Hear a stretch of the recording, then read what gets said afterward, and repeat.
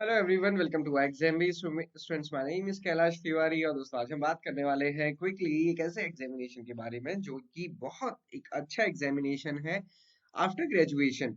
तो ग्रेजुएशन करने के बाद जो एक अच्छी अपॉर्चुनिटी है, चाहे आपका ग्रेजुएशन किसी भी सब्जेक्ट से हो, चाहे साइंस से है, चाहे कॉमर्स से है, चाहे आर्ट से है, इवन एग्रीकल्चर से है, तो हर एक स्टूडेंट्स के लिए यहाँ पे डिफरेंट डिफरेंट अपॉर्चुनिटी है। अगर आप एग्रीकल्चर स्टूडेंट हैं तो आपके लिए स्पेसिफिक ब्रांचेस है या फिर स्पेसिफिक स्ट्रीम है। आईटी से है, फाइनेंस से है, तो स्पेसिफिक वैकेंसीज है, आगे हम देखेंगे। साथ ही साथ जो जर्नलिस्ट ब्रांच है वहां पे कोई भी स्टूडेंट अप्लाई कर सकता है, चाहे साइंस है, चाहे कॉमर्स है, चाहे आर्ट्स है। तो सबसे बड़ी चीज ये है कि ये एग्जाम बहुत अच्छा है। सैलरी स्टार्टिंग में ही 1 लाख प्लस होती है और अभी क्योंकि 12th बाइपर्टाइट सेटलमेंट हुआ है तो ये सैलरी और इंक्रीज होने वाली है। सो दोस्तों, कुछ बड़ा सोचने की जरूरत है और फिर कर गुजरने की जरूरत है। क्या कर गुजरना है? नाबार्ड 2024 की प्रिपरेशन। हम नया बैच स्टार्ट कर रहे हैं, फेज 1 फेज 2 दोनों को कैसे साथ में लेके चलेंगे ये हम चीजें डिस्कस करने वाले हैं। सबसे पहले जो कुछ कुछ चीजें हैं ये मैंने अपनी पिछली वीडियो में आपको बता ही दी थी कि लगभग 21 से 30 साल के बीच में एज होनी चाहिए, किसी भी सब्जेक्ट से ग्रेजुएशन होना चाहिए। अगर सब स्पेसिफिक स्ट्रीम है तो फिर उसमें स्पेसिफिक स्ट्रीम से ही ग्रेजुएशन होना चाहिए। जैसे हम देखते हैं 2022 में वैकेंसीज थी, यहाँ पे जनरल की वैकेंसीज भी थी। देखिए, एग्रीकल्चर इंजीनियरिंग, तो जिनका बीटेक इन एग्रीकल्चर इंजीनियरिंग है उनके लिए अपॉर्चुनिटी। फिशरीज मतलब graduation in fisheries, forestry, soil science, horticulture, civil engineering, environment science, finance, computer IT, agri business management development. तो आप देख सकते हैं कि कितने सारे कोर्सेज यहाँ पे लाइट कोर्सेज दिए हुए हैं। सिमिलरली इस साल की नोटिफिकेशन देखिए, इस बार एग्रीकल्चर स्पेसिफिक नहीं थी बट जनरल में थी, आईटी में थी, फाइनेंस में। आईटी में देखिए 40 वैकेंसीज। तो जो जितने भी आईटी स्टूडेंट्स हैं उनके लिए बहुत अच्छी अपॉर्चुनिटी है। Company secretary, civil engineering, electrical engineering, तो लगभग सारे ही डिपार्टमेंट्स में यहाँ पे डिफरेंट डिफरेंट ईयर में वैकेंसीज आती है। अगर आपके पर्टिकुलर सब्जेक्ट में नहीं है तो फिर आप जनरल में एलिजिबल होते हैं। Forestry, food processing, stats, mass communication, तो ये बहुत अच्छी एक जॉब है सभी स्टूडेंट के लिए, जहाँ पे आपका सब्जेक्ट भी आपको हेल्प करता है और साथ ही साथ एक अच्छा फ्यूचर आपको मिलता है। समझने की जरूरत क्या है, और जो गलती बहुत सारे स्टूडेंट करते हैं, नोटिफिकेशन का वेट किया जाता है, नोटिफिकेशन कब आएगा ये क्वेश्चन रहेगा। ये आपको हजारों वीडियो भी मिलेंगी, इस पे शॉर्ट्स भी मिलेंगे, बट कोई बता नहीं पाएगा क्योंकि ये जिस दिन आएगा उसी दिन आएगा। और एक चीज तो तय है, उस दिन के बाद फिर प्रिपरेशन हो नहीं पाती क्योंकि लगभग 50 डेज बाद प्रीलिम्स का एग्जामिनेशन हो जाता है और फिर उसके ही लगभग 1 महीने बाद मेंस का एग्जामिनेशन हो पाता है। अभी क्योंकि जो एग्जिस्टिंग रिक्रूटमेंट सब प्रोसेस है 2023 की वो चल रही है, मेंस का रिजल्ट आया हुआ है, इंटरव्यू होने हैं, तो अभी आपके पास एक सफिशिएंट टाइम है और आप जनवरी में एंटर करने वाले हैं। तो लगभग हम कम से कम मान सकते हैं कि आपके पास 4 से 6 महीने तो है ही है। अप्रैल या अप्रैल के बाद ही ये नोटिफिकेशन आने की उम्मीद है, क्योंकि अभी जब ये प्रोसेस वाइंड अप होगी उसके बाद लास्ट ईयर भी अगर आप देखेंगे तो ये प्रोसेस खत्म हुई थी मार्च में और उसके बाद नोटिफिकेशन आया था सितंबर में। कुछ कहा नहीं जा सकता कि इतना ही टाइम इस बार भी लगेगा, पहले भी आ सकता है, बाद में भी आ सकता है, कुछ नहीं कहा जा सकता, बट नोटिफिकेशन जनरली हर साल आता ही आता है। सो ये आप देख सकते हैं यहाँ पे ट्रेंड, ये हमें हमेशा आपको हर बार दिखाता हूँ, तो इसके अकॉर्डिंग आपको प्रिपरेशन, अगर आप नाबार्ड को टारगेट करते हैं तो आपको अभी से प्रिपरेशन करनी है। और नाबार्ड एक ऐसा एग्जामिनेशन है जहाँ पे क्वांट्स आपकी थोड़ी कमजोर भी है तो भी चलेगा। और अगर नाबार्ड को बहुत अच्छे से प्रिपेयर करते हैं, क्वांट्स रीजनिंग इंग्लिश को भी अच्छे से प्रिपेयर करते हैं, तो कोई दूसरा ऐसा एग्जामिनेशन नहीं है जो आप क्रैक ना कर पाए, क्योंकि यहाँ पे 8 सब्जेक्ट्स हैं।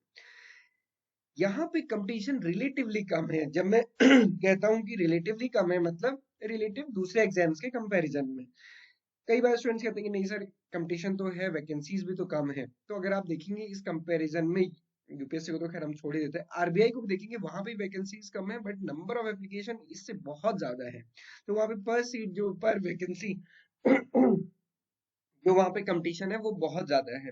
तो ये चीज आपको ध्यान रखनी है कि यहाँ पे रिलेटिवली कंपटीशन कम है और प्रिपरेशन आपको करनी है। और यहाँ पे क्या होता है, जो सीरियस स्टूडेंट्स होते हैं, अभी देखिए हमने मैनुअल सर के साथ भी इंटरव्यू किया था, तो उनका भी यही ओपिनियन था कि जो अच्छे से पढ़ने वाले स्टूडेंट्स होते हैं वही मेंस तक या फिर इंटरव्यू तक पहुंचते हैं। और जो मतलब इन नोटिफिकेशन के बाद ही स्टार्ट करते हैं या कहीं ना कहीं बहुत डिले करते हैं, बहुत सारे सब्जेक्ट्स नहीं पढ़े, तो फिर वो जनरली आपको पता ही है, फिर यहाँ 45,000 से 2800 स्टूडेंट ही सेलेक्ट हो रहे हैं, तो वो कौन से स्टूडेंट होंगे आप समझ ही सकते हैं। इंपॉर्टेंट समझने की बात क्या है, और अभी जनवरी से ही क्यों स्टार्ट करना है, क्यों नोटिफिकेशन के बाद प्रिपरेशन नहीं हो सकती है, उसका रीजन ये है। आप यहाँ पे देखेंगे 8 सब्जेक्ट है।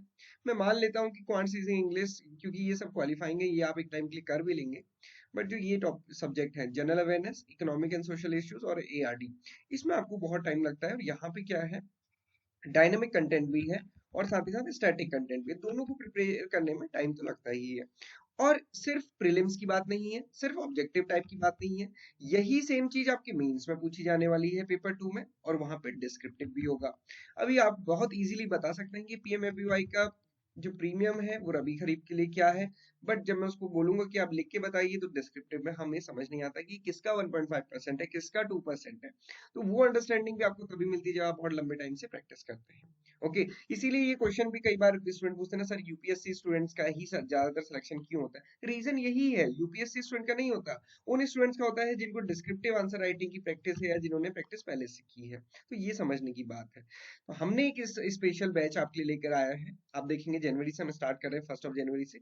स्टार्टिंग में हम पहले पूरे प्रीवियस ईयर एनालिसिस वगैरह करेंगे और उसके बाद फिर हम इसमें क्लासेस हमारी स्टार्ट होंगी, और ये काफी कॉम्प्रिहेंसिव बैच रहता है। डेली आपकी क्लासेस होंगी, और सबसे इंपॉर्टेंट चीज ये है कि जो कोर्स है वही अपने आप में सफिशिएंट है। वहां पे हर एक टॉपिक के लिए आप देखेंगे, एक तो जो सिलेबस ओरिएंटेड हमारा कंटेंट है, short to the point and crisp, बहुत लेंदी लेंदी 100 पेजेस का कोई नोट्स नहीं है कि आप उसमें बुक बन जाए एक सिंगल नोट टॉपिक में ही। हर एक टॉपिक के लिए आपको शॉर्ट कोर्स वीडियो मिलती है, शॉर्ट नोट्स मिलते हैं, और साथ ही साथ एक टेस्ट मिलता है, ताकि आपको पता चल पाए कि आपने वो टॉपिक कितना कवर कर चुका है। सो इस स्टडी प्लान को आप डाउनलोड भी कर सकते हैं, आप उसको खुद भी फॉलो कर सकते हैं, सो दैट कि आप रेगुलरली अगर टॉपिक फॉलो करते हैं तो आपकी सी चीजें कवर हो जाती है। चेकलिस्ट के रूप में भी आप उसको यूज कर सकते हैं कि कितना टॉपिक आपने कवर कर लिया है, कितना कवर करना बाकी है। साथ ही साथ अभी आप ज्वाइन करेंगे तो आपको 40% ऑफ मिल जाएगा। ईयर एंड भी है, नया साल है, नए साल में कुछ नई शुरुआत कीजिए, या फिर अच्छे से शुरुआत कीजिए। जो भी आप ऑलरेडी कर रहे हैं अपनी प्रिपरेशन लेवल के अकॉर्डिंग आप ये खुद डिसाइड कर सकते हैं। कोर्स आप देख सकते हैं, आप डेमो चेक कीजिए और उसके बाद खुद से डिसाइड कीजिए। Previous year paper, mock test, ये सब आपको फ्री मिल जाएंगे, जिनको परचेज करने की आपको जरूरत नहीं है। This is all for today.